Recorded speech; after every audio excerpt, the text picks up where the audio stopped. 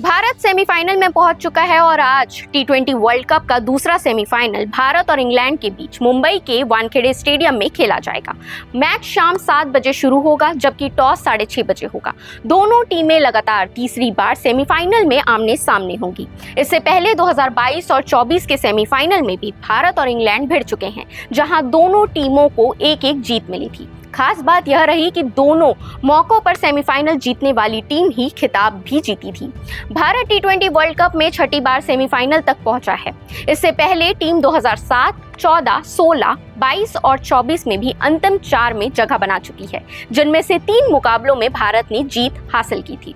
साथ ही आपको बता दें, भारत और इंग्लैंड के बीच अब तक कुल 29 टी20 मैच खेले गए हैं, जिनमें भारत ने 17 और इंग्लैंड ने 12 मैच जीते हैं।